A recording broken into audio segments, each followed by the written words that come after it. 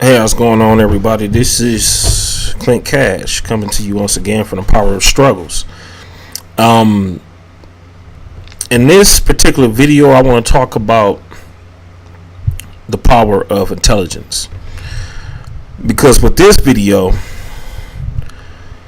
our perspective on intelligence is different from other people's perspective on intelligence. So I want to break this down. It's not going to be a long video, but you got two types of intelligence. The first intelligence that you have is called educational smarts. Educational smarts is basically getting trained, taught, teached on a specific skill. So when you go through the training, you create educational smarts. Then you have another type of intelligence, what's called brilliant smarts. Brilliant smarts is pretty much a God-gift talent. It's a gift, it's a talent, it's something that you just know subconsciously. You just pretty much great in it, a master in it, don't know, just natural. The reason why I'm bringing up this video, because a lot of times we get the two mixed up. I'm starting to see more people praise educational smarts better than brilliant smarts. In my case, if you ask me which of the ones are more beneficial to you, it will be the brilliant smarts. Because that's a gift that you can't explain. That's a God-given gift. It's just you can't explain. It's just something that you know is within you. It's deep. It's your subconscious. Now, I'm not knocking the educational smarts. Let's get that understood. I'm just showing you the difference. Because a lot of people, we like to judge people. We take the educational smarts as true intelligence, and we downplay the brilliant smart people. Why we do this, I have no idea. Meaning, it's the way society is set up. When you go into society with brilliant smarts, a lot of these people pretty much get screwed over. They get screwed over. You have to be careful with the God-gift talent that you have, because once again, people could screw you because of the simple fact they don't think you have the educational side. Now, I will say this: a lot of times in the case that is true. That's why everything, if I tell you I'm gonna give you duality, I don't want you to look at it as duality, like one thing or another, but learn how to balance both of them. So if you know you have a brilliance, smarts about yourself, there's nothing wrong with getting the educational smart too.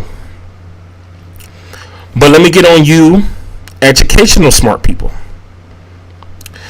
These the people that will perceive life making a dime and nickel for other people,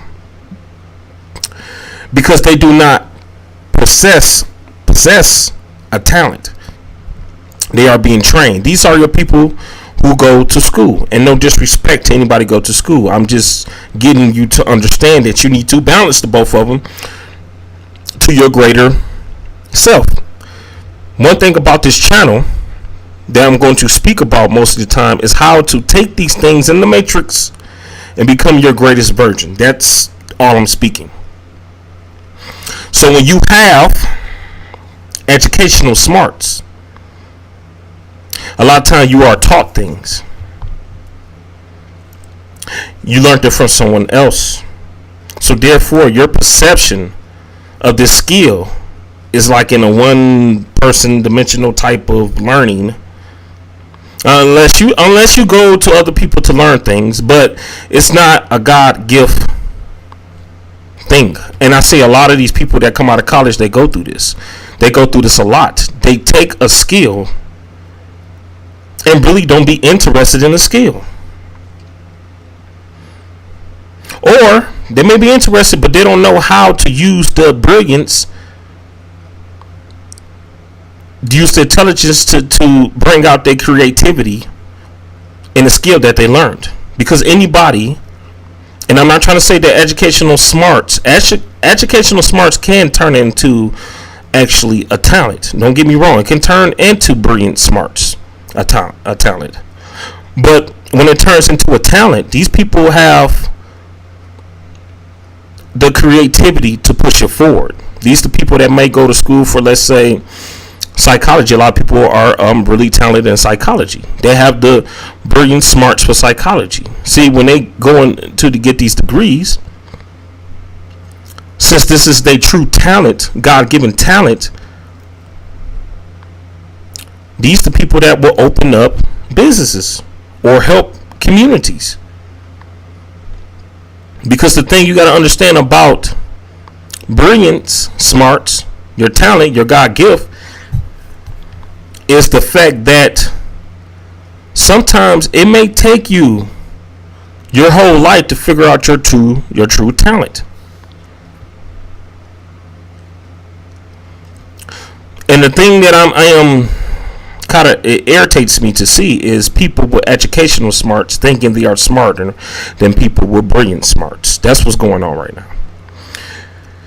Because a person think they may write well or speak well, and they go be around another person that don't write well or speak well, they'll automatically assume that you're an idiot.